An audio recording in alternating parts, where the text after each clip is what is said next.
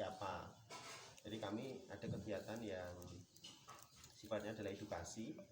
Kemudian kita juga punya apakah juga untuk kegiatan studi banding karena banyak permintaan itu. Kemudian ada yang dia sifatnya hanya wisatawan umum, dia hanya datang. Nah kemarin kayaknya saya sudah sempat share juga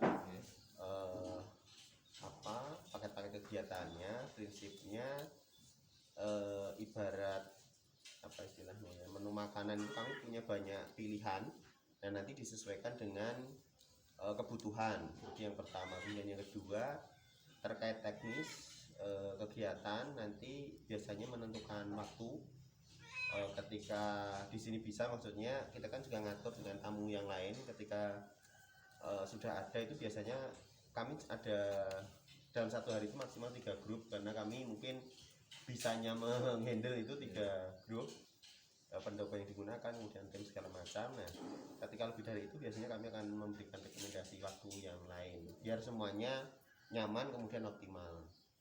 Nah dari situ sebelum datang itu memang biasanya untuk DP biar semuanya nyaman.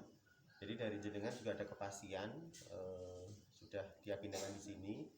Kemudian dari kami pun juga lebih yakin untuk menyiapkan, karena nanti kami juga melibatkan masyarakat paket-paket kegiatannya. Sebagai gambaran, kalau rencana pesertanya berapa orang? Sekitar 30-an. Iya, kurang di bawah 30. Kemudian ininya lebih ke ini ya, pengelola desa wisata juga atau pengelola BUMDes ya. Wisata sih paling ke wisata ya. Wisata dan BUMDes ya, ada dua. Hampir mirip seperti kemarin dari Bojong itu. Jadi kalau kegiatannya biasanya itu ketika datang nanti disambut, kemudian ada diskusi, ada presentasi. Itu di pendopo kita ada 3 pilihan sebenarnya, tapi yang sering kita gunakan yang dekat Gunung Api Purba. Pendopo sana ada pendopo Kalisong, ada pendoponya Mbah Budi, kemudian ada satu yang di atas. Tapi biasanya kalau yang hari weekend itu kita pakai pendoponya Mbah Budi karena lebih tidak ramai, terganggu oleh lalu lalang orang lewat. Tapi kalau weekdays saja di sana cukup nyaman lah, maksudnya nggak terlalu banyak yang lalu lalang.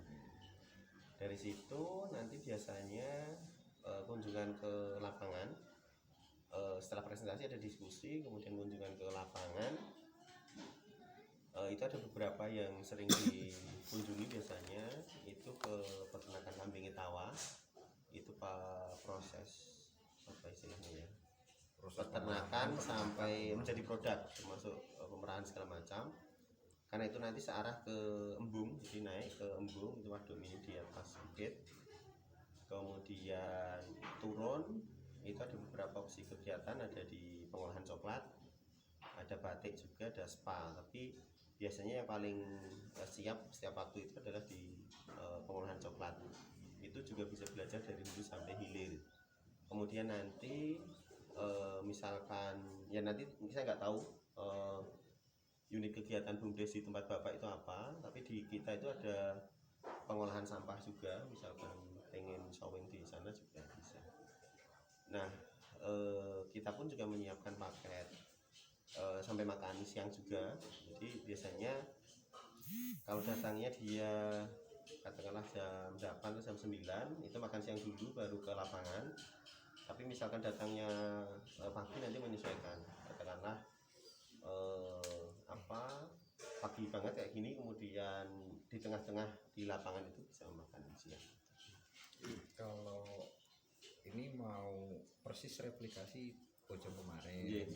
Kalau Bojong kemarin kan pagi nanti sarapan sekaligus bersih-bersih bodi kan di Ambar Ketawang. Nah nanti siangnya kayak kemarin itu di pendopo yang Gunung Api Purba itu. Nah itu nanti snack sama makanan ringan sama makan siangnya di pendopo. Nah habis itu terus kemudian ke lapangan. Terakhir kan kemarin itu di pengolahan coklat. Tapi kalau misalkan nanti menunya ke lapangannya mungkin peternakan kambing Itawa. Sekretariat kelompok peternak. komunitas dari Pasaris atau dari Desa. oh udah desa. Iya, desa. Ya seperti ini kondisinya. Jadi ada beberapa kosong itu masih dicarikan karena saya rencana juga selain menggunakan etawa itu ada safira ini yang jenis safira yang suka juga karena itu sampai di beberapa tempat itu lebih hasilnya lebih banyak walaupun sebenarnya yang paling bagus itu PE. Kualitas susunya sama berarti. Ya kalau secara lab sebenarnya sama, cuman teksturnya itu lebih kental PE, lebih halus sedikit, ya, lebih lembut PE. Kalau tes secara lab itu sebenarnya sama sih kadarnya susu. Kami dicek terus sama anak UGM. Ini perawatannya sama kambing biasa beda ya Pak? Agak susah ini. Ya karena yang pertama itu mungkin kondisi alam memang. Kemudian yang kedua, ini lebih rewel artinya harus misalnya setiap minggu dimandikan. Jadi kalau kambing Jawa namanya itu ya. Nah itu di bawah juga dia oke, Iya. tanpa masalah istilahnya, walaupun kotor kan. Jadi kalau ini ya paling tidak dijemur, artinya dipanaskan gitu. Karena kalau tidak yang mudah kena pilat terutama kena virus corona bukan nggak tahu. Korombing. Ya. Korombing. Korombing.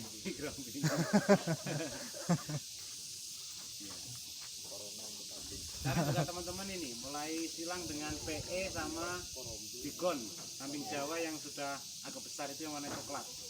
Nah, itu ternyata susunya juga bagus. Yang daya tahannya juga lebih tahan. Kambingnya ya lebih tahan. Ya, lebih tahan. Artinya tidak sesulit PE. Berarti ini murni susu ya Pak?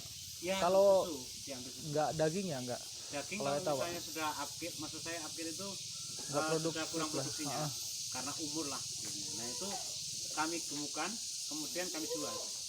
Dia pedaging juga ini untuk ya mungkin sate dan olahan lain. Lebih enak atau sama aja dagingnya? Kalau teksturnya itu ini seratnya lebih gede, artinya lebih. Jadi kalau bilang enak sih sebenarnya perbandingan seperti ayam juga itu. Kalau misalnya ini dari makanan ya yang jelas.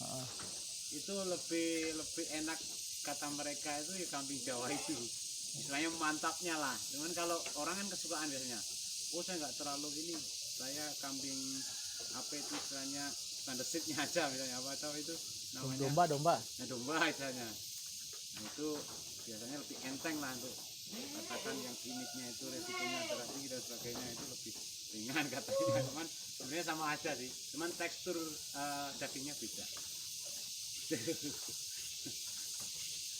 Sip. Boleh lihat-lihat Pak? Boleh silakan. Mau mengutamakan susu, mengutamakan tes. Daging ya susu nanti.